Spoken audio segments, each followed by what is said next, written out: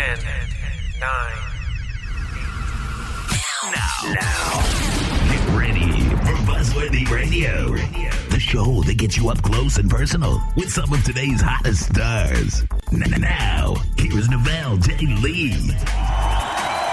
Hey, it's Novell J. Lee, and welcome into a new Buzzcast here on Buzzworthy Radio. I had the chance to sit down and speak with Raúl Esparza, who plays the role of ADA Rafael Barba on NBC's Law & Order Special Victims Unit. We got the chance to speak with him about the makeup of the character of Barba, but this Wednesday night, on the episode entitled October Surprise, we're going to see a little bit more of a backstory to Barba, and we also have a very special guest, Kirk Acevedo, who will be making an appearance in that episode itself. Here it is, our interview with Raúl Esparza. Check it out. How are you? Hi. I'm well, thank you. I'm Raúl. Thank you so much for speaking with me. My name is Novell. I appreciate it. Very excited to talk to you this morning. Good morning. Yes, I had to have my coffee at this point in time right now, so had to get up really early. So do I. so do I. I was like, who wants to talk about what? Yeah, right? Let me get my coffee so I know what I'm doing. Yeah, I just made myself a great big cup. So the conversation should get faster and faster as we go along. I think so. This is Raúl Esparza. He plays Rafael Barba on Law & Order Special Victims Unit. We first saw him last season in season 14 on a recurring basis, but now he has been bumped up to contract status on the show, which I was very excited to hear this past summer that was going to happen, because you've been a great addition to the show. Thank you very much. And it's kind of like, it's one of those things where I'm watching and you have an attorney come in and an ADA come in, and every time I watch the show, it seems like it takes so much effort to get the SVU squad to like an ADA or an attorney in there, but you seem to have clicked rather quickly with the team. I clicked very quickly with Mariska, and then everything changes from there on out. I think that's really all you needed to do. Was as soon as you clicked, that's how it works. You click with Benson, you're good to go. You're good. Actually, the truth is that I had been doing a show on Broadway that Warren Light wrote the book for, called Leap of Faith, and that we worked on for 5 years, and that had gone so poorly.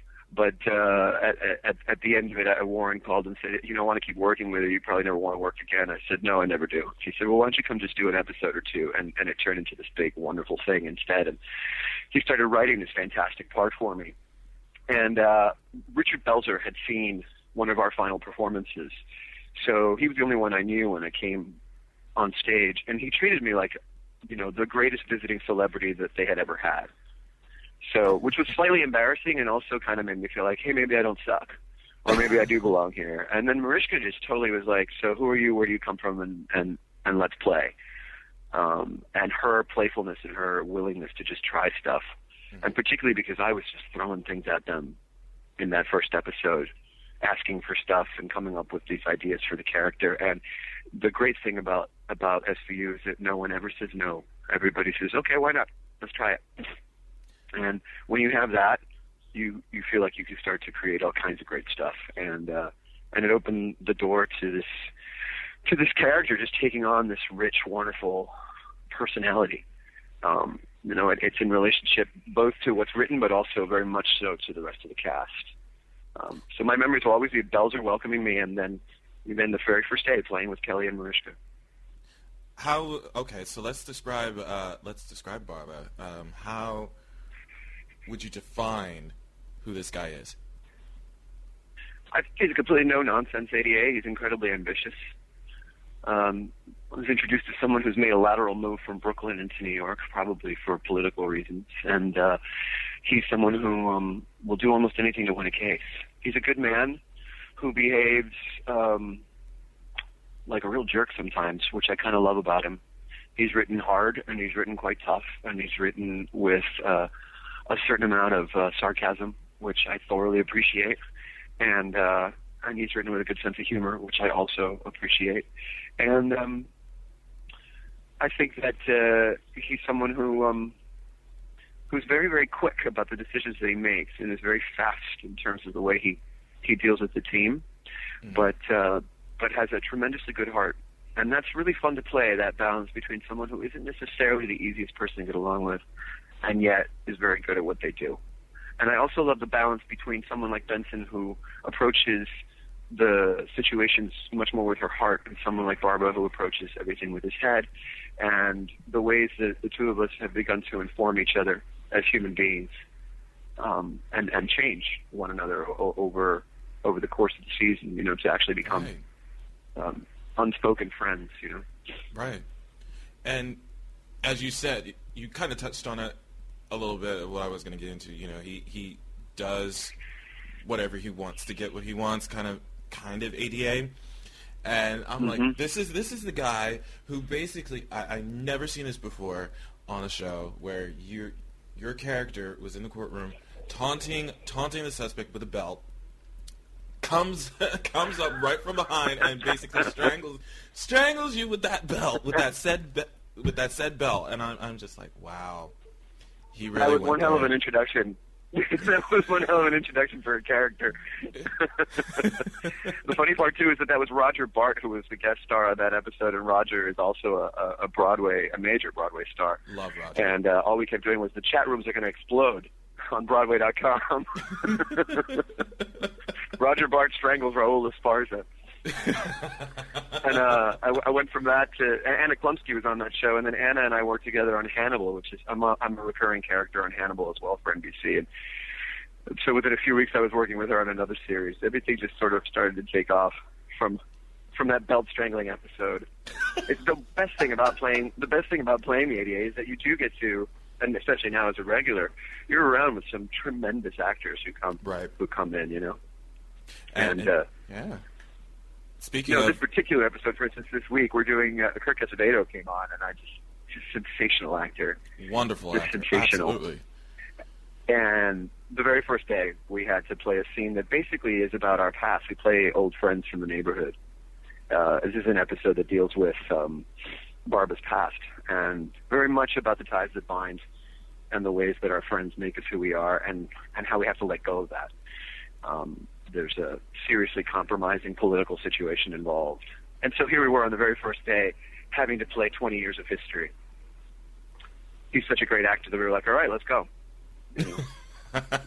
Let's just play this about as intimately as we possibly can. There's some beautiful stuff in this episode, which is actually kind of rare for an ADA to get that kind of attention on a Law & Order episode. Right.